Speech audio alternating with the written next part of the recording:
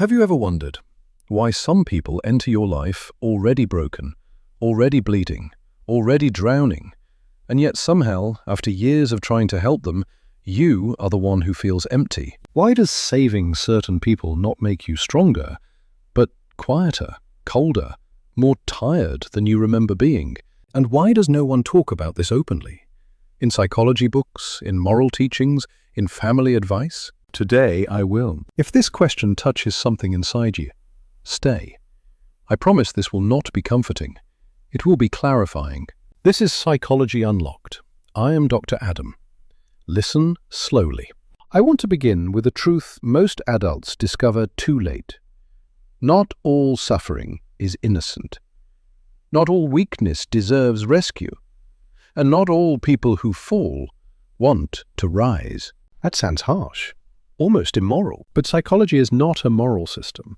Psychology is a map of how humans actually behave when emotions, power, fear, and self-image collide. Machiavelli understood this centuries ago, without modern terminology, without brain scans, without clinical language. He observed human nature in its raw form, and what he saw disturbed him enough to write it down honestly. He saw that some people do not form bonds through growth, but through dependence. They do not connect through mutual strength, but through silent extraction. And if you do not understand this, if you confuse empathy with obligation, you will become a resource, not a person. Let me be very clear. This video is not about cruelty. It is about psychological self-preservation.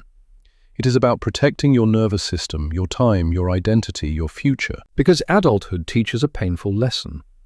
You do not get destroyed by enemies.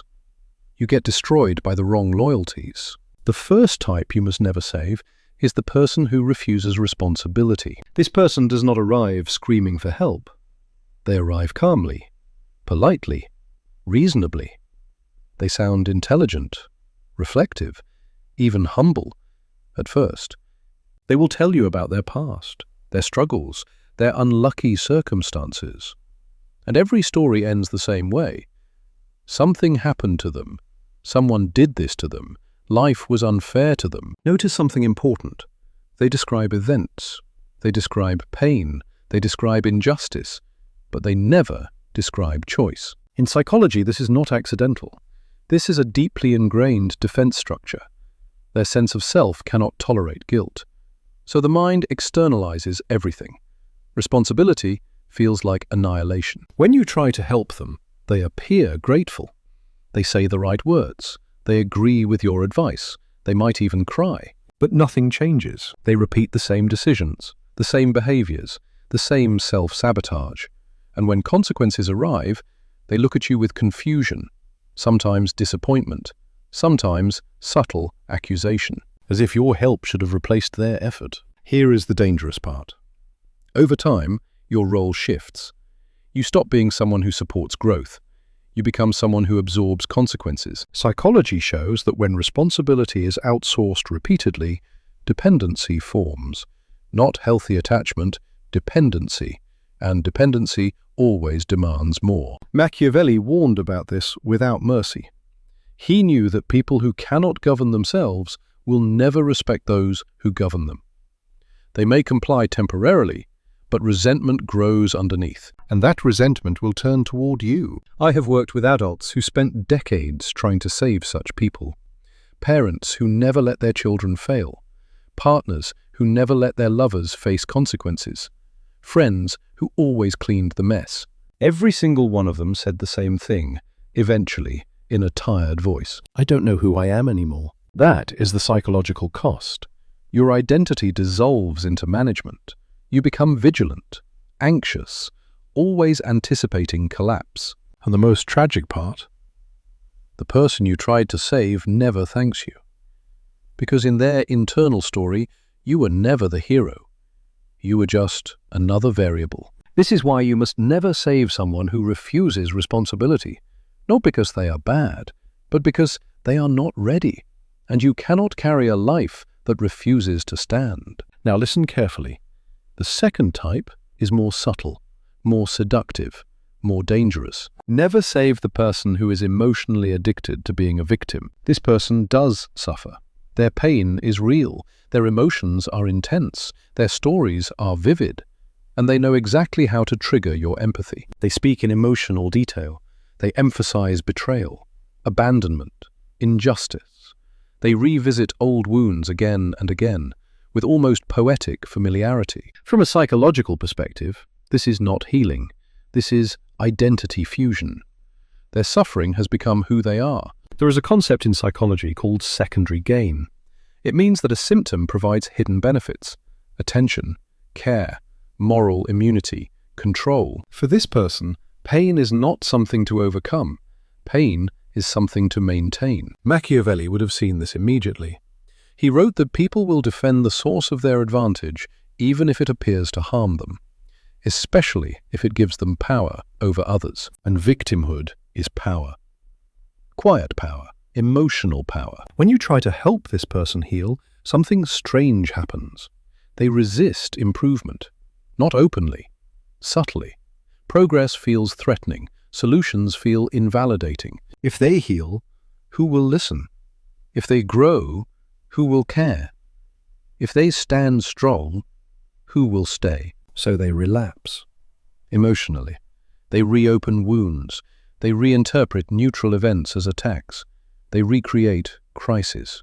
And you, because you are empathetic, step in again. You listen, you soothe, you reassure. Over time, your empathy becomes a resource they unconsciously depend on. Psychology tells us this dynamic slowly dysregulates the helper's nervous system. You become hyper-attentive, emotionally drained. You carry someone else's pain without release. And here is the cruel truth. When you finally pull away, when you set boundaries, when you say enough, they will not see it as growth.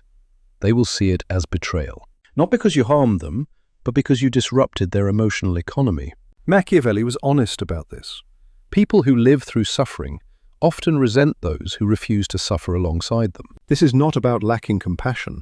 This is about understanding limits. If any of this feels uncomfortable, pause. That discomfort is insight forming. And we are only at the beginning. At some point in adulthood, something shifts inside you, quietly. You stop asking why people hurt you, and you start asking why you allowed it for so long. This is where psychology becomes uncomfortable, because insight does not flatter the ego. It removes illusions. There are people who do not collapse loudly. They do not cry. They do not beg. They do not dramatize their pain. Instead, they drain you slowly, politely, almost invisibly. The third type you must never save is the person who only values you when you are useful. This person does not appear cruel at first.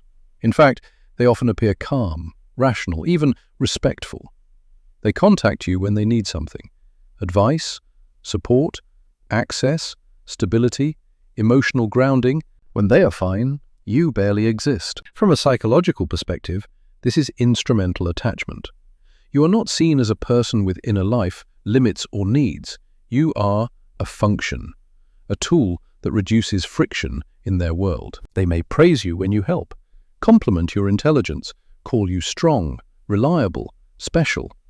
And the moment your availability changes, their warmth disappears. Machiavelli warned about this type with brutal clarity. He understood that gratitude without loyalty is meaningless. People who value utility over connection will abandon you the moment your usefulness declines. In therapy, adults describe this dynamic with confusion. They say things like, "I don't know what I did wrong. Everything was fine until I needed something. They changed overnight." No, they did not change. The context did. Psychology explains that people with utilitarian relational patterns do not experience guilt when disengaging. They experience inconvenience, and inconvenience fades quickly. If you try to save them, to prove your worth beyond usefulness, you will exhaust yourself. Because the relationship has no emotional core, only transactions. And when you finally stop giving, they will not ask how you are. They will simply replace you. That realization hurts deeply. Not because you lost them, but because you realize you were never truly there. Now the fourth type. Never save the person who repeatedly crosses your boundaries and then apologizes beautifully. This person is emotionally articulate. They know the language of remorse. They understand how to sound self-aware, reflective, changed. They hurt you. They violate your limits. They disrespect your time, your values, your emotional space. And then they return with words, long messages, soft tone, insightful explanations, sometimes tears. Psychologically, this is not growth. This is pattern reinforcement. An apology without behavioral change is not regret. It is regulation. It is a way to reset access. Machiavelli would not be impressed by words. He judged people by outcomes, by repetition, by consequences. In psychology, repetition is data. If someone crosses your boundary once, it may be ignorance. Twice, confusion. 3 times, it is information. And yet many adults stay. Because the apology feels good. Because hope feels better than loss. Because the nervous system prefers familiar pain over unfamiliar silence. Here is the quiet damage. Each time you accept words instead of change, your boundaries weaken. You teach your mind that violation is negotiable. Over time, you stop trusting your own limits. You second-guess your reactions. You become softer where you should be firm. And the person learns something too, that your line moves. Saving someone like this costs you self-respect. Slowly, invisibly. And once self-respect erodes, relationships do not feel safe anymore. They feel performative, strategic, tense. That is not connection. That is emotional labor. Now listen closely.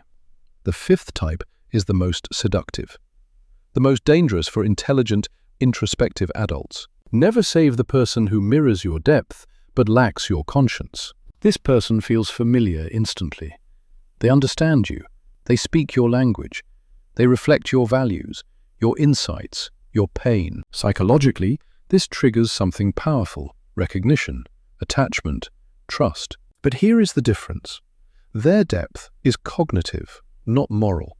They understand emotions, but they do not feel responsible for them. Machiavelli knew this type well. He warned that intelligence without virtue becomes manipulation. These people are not chaotic. They are calculated. They observe reactions. They adjust behavior.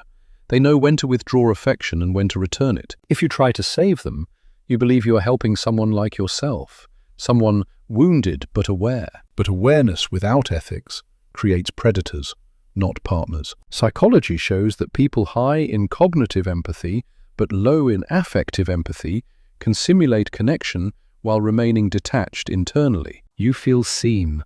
They feel in control. Over time, you notice subtle shifts. Conversations revolve around them. Your needs are acknowledged intellectually, but never prioritized behaviorally. If you confront them, they explain themselves convincingly, calmly, logically. They may even make you feel irrational, and slowly, you begin doubting your intuition. That is the danger. Saving this person costs you your inner compass, because they do not break you loudly. They reorganize your reality quietly. If this resonates, pause. Let it sink. We are approaching the final lesson. There is a moment in life, usually quiet, usually late at night, when you realize something that changes the way you see everyone. You realize that some people were never meant to be carried. They were meant to be faced or left behind. This is the moment when psychology stops being theory and becomes survival. The sixth type you must never save is the one almost no one talks about, because admitting this hurts the ego. Never save the person who only respects you when you are distant. This person treats you well when you are calm, reserved, emotionally unavailable. When you are centered, firm, self-directed. But the moment you open, the moment you invest, the moment you give freely, something changes. They pull back, they test, they provoke, they devalue. From a psychological standpoint, this is a power-oriented attachment structure. They regulate their sense of safety through hierarchy, not intimacy. Equality feels threatening. Emotional access feels like weakness. Niccolò Machiavelli understood this pattern centuries ago. He observed that some people can only relate through dominance and distance, When you offer closeness, they lose respect. When you withdraw, they regain it. This is not love. This is control. If you try to save this person, you will enter a loop. You give, they pull away. You withdraw, they return. You explain, they test again. Psychology shows that intermittent reinforcement is one of the strongest conditioning mechanisms in the human nervous system. It creates obsession, confusion, emotional dependency. You will start modifying yourself, becoming colder, more strategic, less authentic, just to maintain balance. And one day, you realize something terrifying. You are no longer yourself around them. Saving this person costs you authenticity. And without authenticity, connection becomes performance. Now step back. Look at the pattern: the irresponsible, the addicted victim, the utilitarian, the boundary violator, the conscience-lacking mirror, the power-based respecter. Different faces, same outcome. You lose yourself. This is where psychology and Machiavelli intersect in a way most people avoid. They both point to a truth that feels almost forbidden to say. Not everyone deserves your compassion. Not everyone benefits from your help. And not everyone who asks for saving is meant to be saved by you. This does not make you cruel. It makes you conscious. In clinical psychology, we talk about differentiation, the ability to remain yourself while emotionally connected. But differentiation requires limits, and limits require refusal. Machiavelli was never interested in being liked. He was interested in clarity.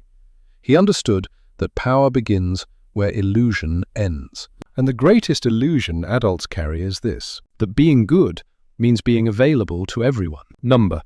Being psychologically healthy means knowing who you are willing to suffer for and who you are not.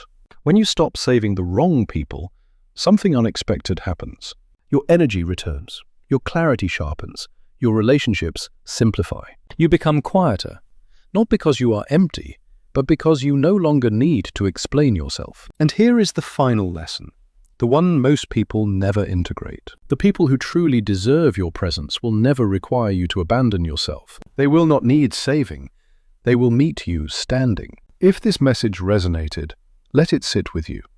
Not emotionally, intellectually. Observe your life. Notice patterns. Notice how your body reacts around certain people. That awareness is psychology in action. This is Psychology Unlocked. I am Dr. Adam, and sometimes the most humane thing you can do is walk away.